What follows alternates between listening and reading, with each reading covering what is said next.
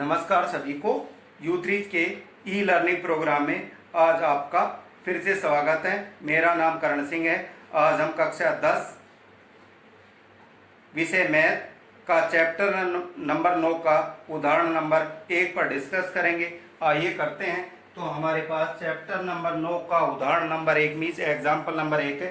धरती पर एक मीनार खड़ी है। तो हमने ये कह रहा है कि ये धरती है। हमारे पास डायग्राम बनाने के लिए जमीन मीन्स धरती, एक मीनार खड़ी है।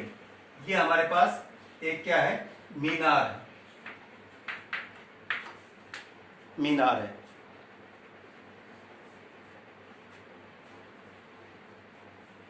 धरती पर एक मीनार ऊर्ध्वाधर खड़ी है। ऊर्ध्वाधर का मतलब है सीधी खड़ी है।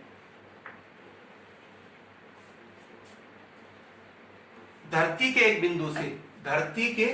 बिंदु से यहां पर कोई बिंदु दिया हुआ है। इस बिंदु से जो मीनार के पाद बिंदु से 15 मीटर दूर है। मीनार के पाद बिंदु से, पाद बिंदु का मतलब होता है जहां मीनार खड़ी है, 15 मीटर है। 15 मीटर की दूरी पर है। मीनार के शिखर का उन्नयन कोण 60 डिग्री है।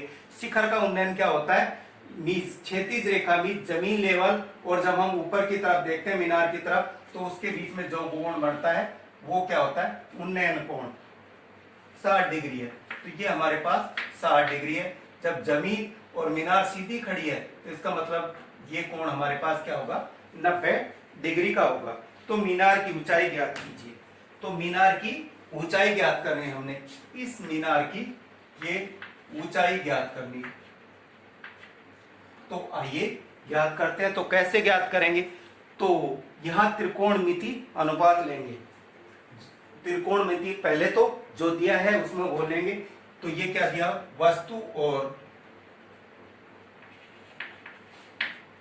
मीनार की ऊंचाई।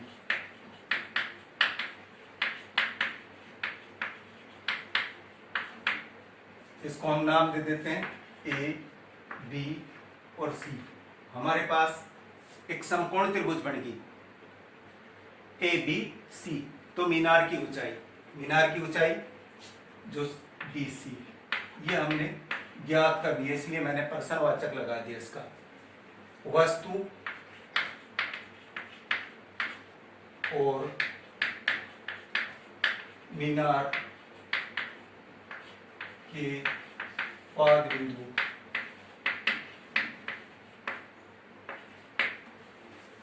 के बीच की दूरी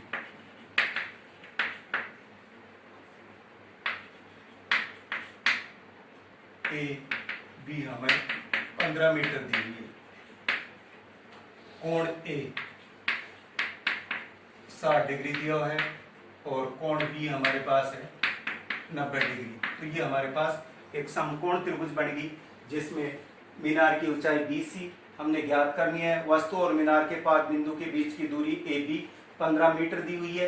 हमने मीनार की ये ऊंचाई ज्ञात करनी है।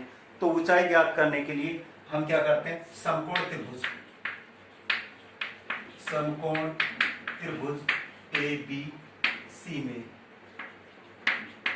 समकोण त्रिभुज ABC में। तो ABC में अब हम अनुपात बढ़ाते हैं। तो अनुपात में अभी जस्ट थोड़ी देर पहले मैंने दूसरी वीडियो में बताया था कि लाल बटे कप का एक फार्मूला होता है। कप का हमें अनुपात ज्ञात करना है, तो लाल बटे कप का एक फार्मूला होता है। ये लाल बटे कप का, तो लंब बटा कर्ण साइन होता है, आधार बटा कर्ण कोस होता है और लंब बटा आधार टेंजेंट होता है, और इनके उल्टे कोटेंजेंट सीकेंट और कोसिकेंट होते हैं। तो अब हमने मीनार की ऊंचाई ज्ञात करनी है। तो हमारे पास इसमें क्वेश्चन में दिया है मीनार की ऊंचाई जो लंब है, और आधार हमें दिया हुआ है। एक तो हमने जो ज्ञात करना है वो भुजा लेनी है, और एक जो हमें दिया हुआ है, और हमें लंब तो हमने ज्ञात करना भी, मीनार की ऊंचाई ज्ञात करनी है, और जो आधार है इसमें ये हमें दिया हुआ है 15 मीटर आधार। तो जो हमें जो ज्ञात करना है, एक तो भुजा वो लेनी है इस त्रिभुज में, इस समकोण त्रिभुज में, और अनुपात बनाने के लिए जब हमने मीनार की ऊंचाई ज्ञात करनी है तो क्या क्या लेना है, एक तो जो दी हुई है, मीन्स हमें आधार दिया हुआ है तो आधार लेना है, और हमने क्या ज्ञात करना है, मीनार की ऊंचाई। तो ये दो लेने हैं, लंब और आधार। अब लंब और आधार से आपने इस फार्मूले के अंदर जाना है कि लंब और आधार क्या है। तो लंब और ये आधार, लंब और आधार हमारे पास क्या है, लंब और आधार से हमारे पास क्या बन गया, टेंजेंट।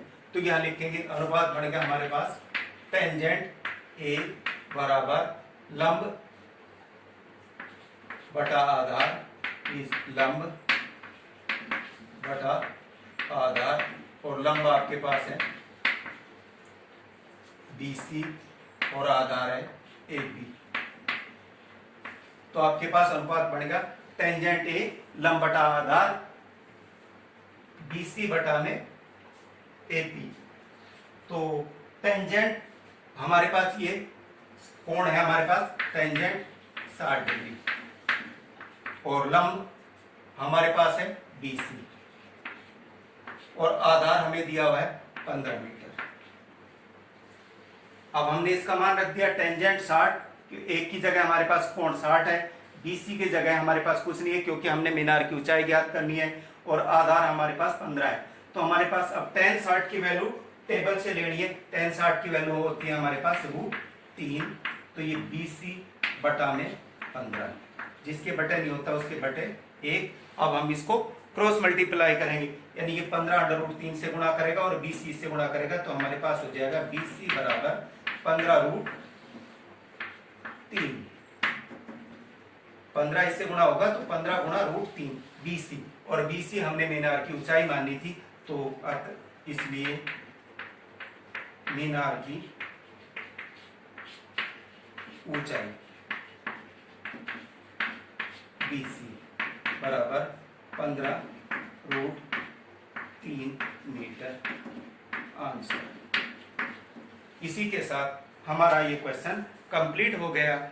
मैं उम्मीद करता हूं कि U3 के ई लर्निंग प्रोग्राम में आपको विषय समझने में आसानी हुई होगी, और मैं आशा करता हूं कि आप इस विषय पर अपने सवाल जरूर करेंगे ताकि हम इसे अच्छा से कर पाएं। धन्यवाद।